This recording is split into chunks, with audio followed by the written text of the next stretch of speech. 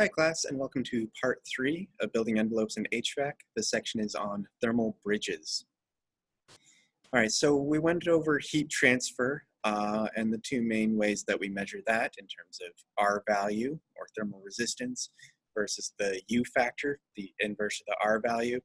Our goal is once again to have a high R value, high resistance, and a low U factor or low transmission of heat.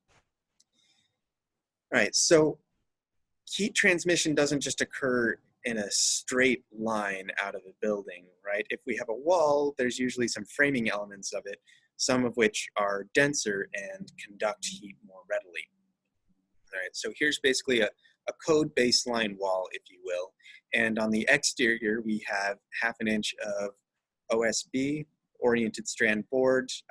This is kind of like the cheaper version of plywood that you see tacked up on a lot of construction sites. And then in between, we have our 2x6 studs and some R20 insulation bats in between each stud.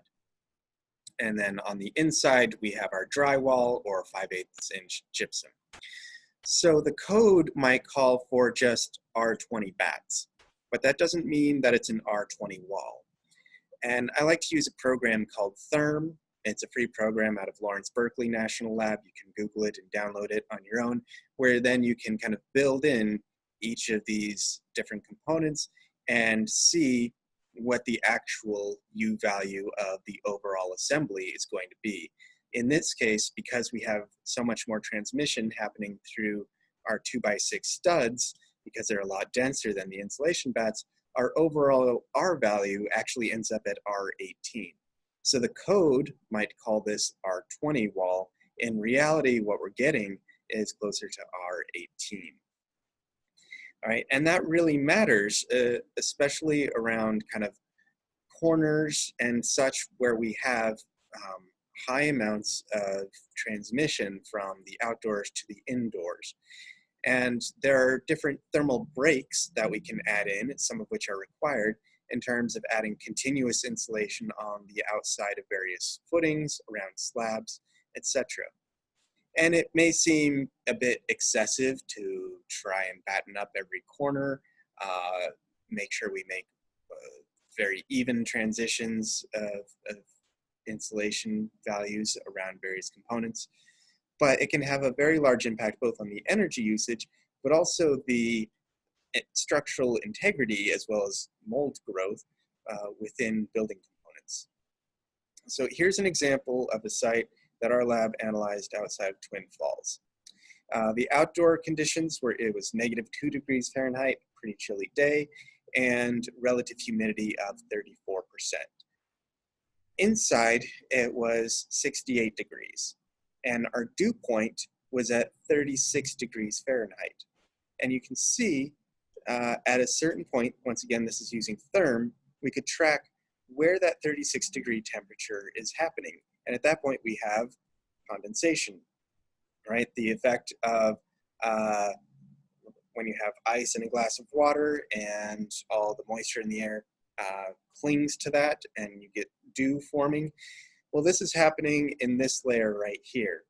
Not necessarily a great spot for it, especially if this insulation can soak up a lot of that moisture and then start growing nasty stuff like mold or degrading over time and then kind of falling apart. So it's really important to kind of monitor where this is happening within the building. One tool that I like to use to see where heat transmission is happening outside of buildings is an infrared camera. So here you can see I've got one here, it's a FLIR C2. Now they've come down quite a bit in price. It used to be several $1,000s. Now you can pick up one of these for a few hundred. And very simply, it allows you to take a picture on a cold day and then see in a visual way where heat is actually escaping from the building, so you can target particular areas that might need excess insulation. This is a project I worked on not long ago. It was a library here in town, and you can see these aren't lights. This was heat that was escaping right at the very top of these metal pillars where the ceiling was meeting the glazing. So in this camera, you have a couple of different parameters that you can set, including the distance as well as the emissivity value. I like to leave that around between 0.7 and 0.9. The camera comes with a manual to show specifically different surfaces, but between 0.7 and 0.9 is a pretty safe bet. You can also pick up a much smaller version that can plug straight into your phone if you want, even cheaper. The great thing about these is they're very small, inexpensive. Downside being it can run out your battery very quickly. So bring like an external battery backup if you have one. All right, so that's one way to use an infrared camera, is just to spot places where heat might be escaping. Especially look for areas of metal that's protruding between the indoors and the outdoors, and check around the slab to make sure that that perimeter has been properly insulated. Going back and adding insulation can be a bit tricky, right? Because you don't want to have condensation happening on the wrong end of things. But it's still a useful diagnostic tool to see big areas of heat transfer and maybe zones that might need extra conditioning or extra help. One thing to note when you're pointing your camera around is you want to catch windows at an angle because it's an infrared beam, right? And glass, as we kind of went through earlier, has different transmissive properties, and so will in some sense act as a thermal mirror. So if you take it straight on, what you're going to see is a reflection of yourself, which doesn't give you a lot of information about the actual temperature of the window. So take pictures of windows at a bit of an off angle, 60 degrees or more further away from perpendicular, the better.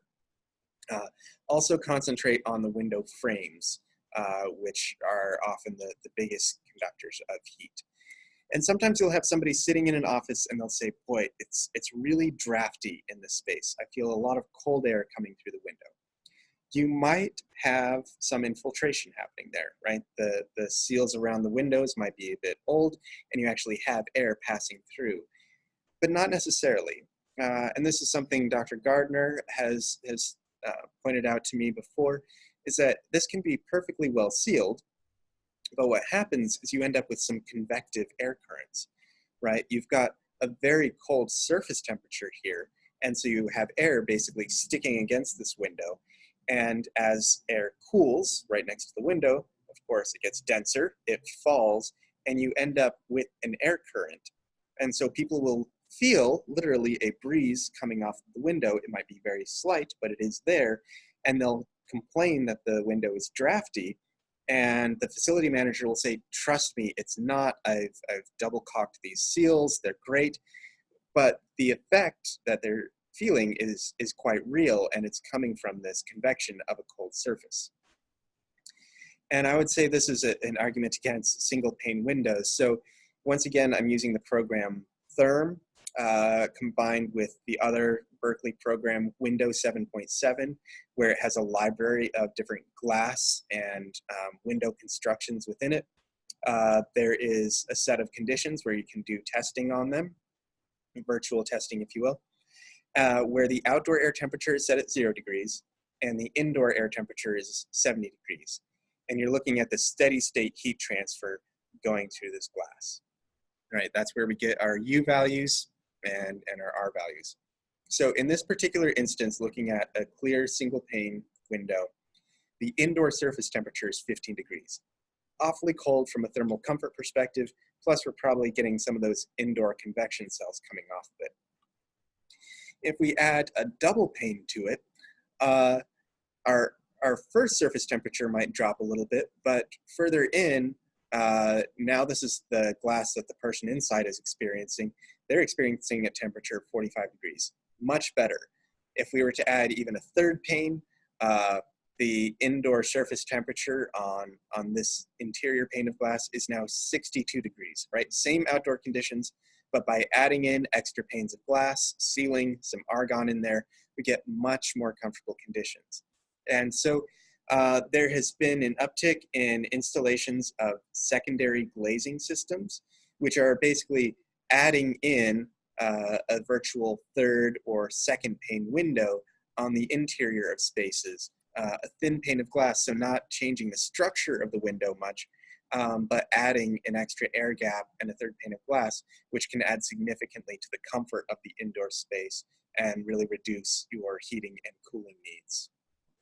All right, so insulating buildings, right? We reduce our HVAC equipment as needed. It can add significantly to the comfort of the occupants, the working conditions of the people inside the building.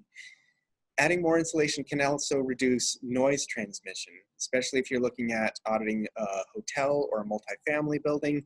More insulation will really dampen the sound going in between the spaces, and that can be great.